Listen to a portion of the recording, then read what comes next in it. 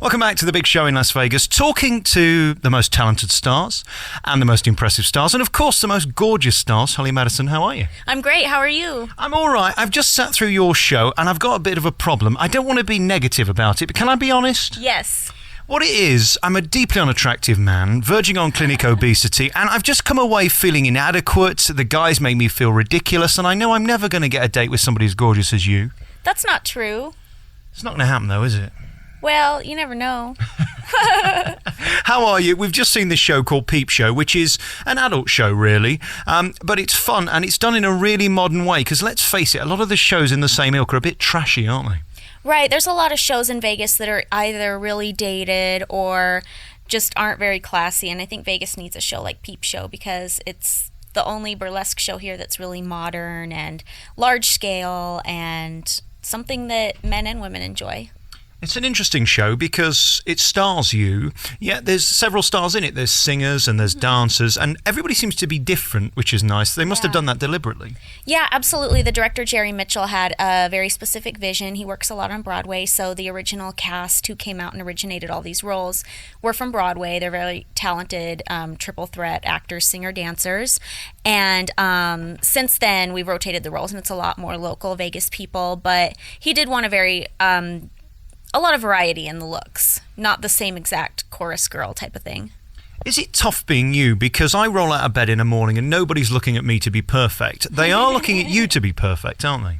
Well, not always. I think sometimes people like you a little bit better, especially if you have a reality show, if you can show that other side of you, the just rolled out of bed, looking awful type of thing. So it goes hand in hand. You have to show both sides.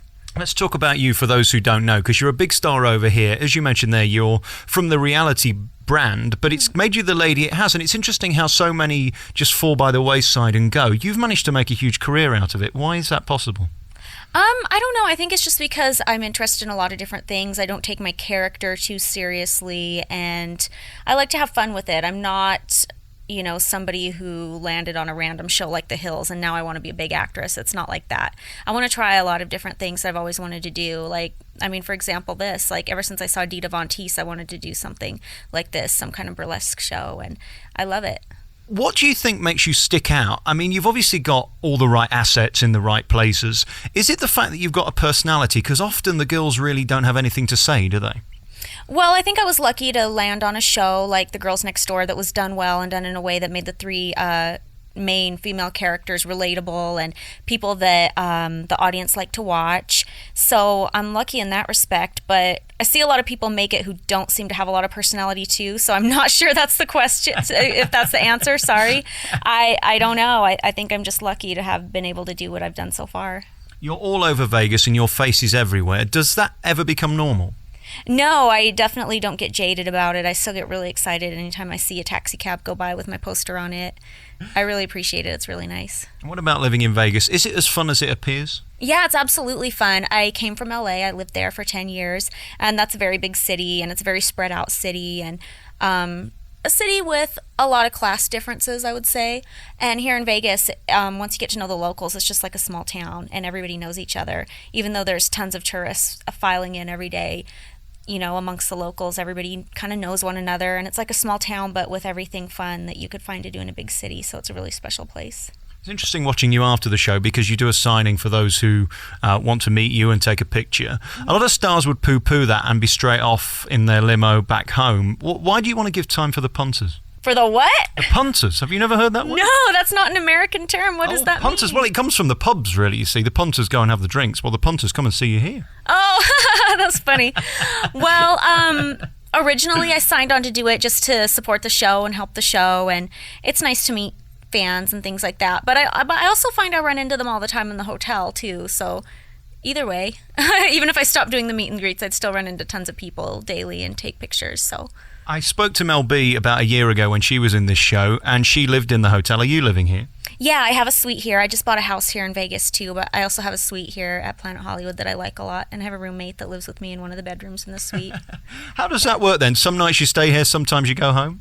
My house isn't fully furnished yet. I spend some time there. The dogs love it because there's a yard and whatnot, but...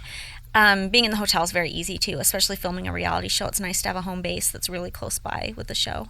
Help me with how you put together a reality show. Are you forever creating stuff, or does all that stuff really happen? Well, we start out knowing which months we're going to film. I meet with the other producers and talk about kind of what we have planned. We build stories around things we're going to do anyway. So it is very real, but you do have to anticipate what's going to happen. So you get a story, and then also the cameras and the field producers have to be aware of what's going on, because oftentimes the best drama is things that just erupt around the activities you're doing that you don't expect. Is it a bit like selling your soul to the devil? I mean, are they taping everything, or are there points where you can say, no, I've had enough? I think at this point there's not really anything I would turn the cameras away from that had to do with me personally. I mean, maybe other characters or whatnot might not feel that way, but I've been on reality shows for like 5 years, so I kind of feel like everything's an open book. I'm not really shy anymore. It's interesting you use the word character. That implies it's not really you. Oh, no, I meant other cast members, like other people who are regulars on the show or might be more or less comfortable than I am. But even to be cast members, it implies there's some form of theatre there. Yeah, absolutely. I mean, for people to really follow the type of reality show I'm doing, which is quite similar to Girls Next Door, you have to have characters that people relate to. And I selected a few of my friends to participate in the pilot, and the people at the network really like them. So care is taken definitely to feature those people. That way everyone who watches the show has somebody to relate to. So there's definitely a lot of planning and a lot of producing that goes into a reality show, no matter how real you try to keep it. And we do try and keep it real. I think the British equivalent to you is Katie Price, who's a multi-millionaire and made her name off being gorgeous and selling her life, basically, in the same way you have with the reality show. I wish I was as fertile as she is. Damn. She's like popped out how many kids now? She seems to get herself back in shape, though. It's interesting. I know. She looks great. It's interesting when I see her, and we're not picking out curtains or anything. We know each other relatively well, and I kind of feel sorry for her because she's hounded. Because she opens herself up, they never leave her alone. That's kind of the agreement, isn't it? That you sell yourself to the devil, and then people can come knocking any time of the day. A bit, but here in Vegas, we don't really have the same type of paparazzi that you do in London or even LA. There really isn't paparazzi just running around here. There's photographers that show up to events, and I pretty much know them all, but it's really different here. I mean, it's more like running into fans in the casino. It's surprising. I would think that there would be more paparazzi here because there are more stars here. It's curious. You would think, but there just really isn't. It's more like, celebrities come and go every day of the week here, but it's more like people in Vegas want to draw celebrities here, and they want them to be able to have a good time and not really feel personally invaded. I mean, look what Tiger Woods got away with for so many years. So photographers show up at a club, and the club photographers will always ask, are you okay with having your photo taken, and things like that. So knock on wood, it's still a place where people can come and kind of have a private life. You must have so many stories. I mean, we hear there about Tiger Woods, and we've all read what's happened there. You must know so much stuff that you can't tell me. Probably. Well, you know what they say, what happens in Vegas stays in Vegas. Well, it ends up on Facebook normally, doesn't it? Yes, sometimes, yeah.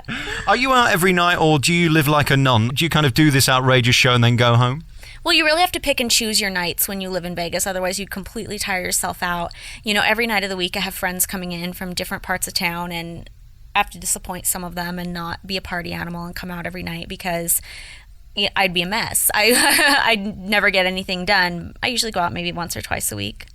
And how hard is it keeping the physique? Because this place is known for restaurants and buffets. Eat as much as you like. You can't eat as much as you like, can you? No, the food here is amazing. And I eat healthy half the time, and I eat junky half the time. But I just really keep myself in check, because being half naked on stage, you really, you notice your fluctuations day by day. So if you've had a couple bad days, you go on 3 more good days. I don't know about half naked. I mean, 98% naked. Yeah, pretty much. You get to see everything.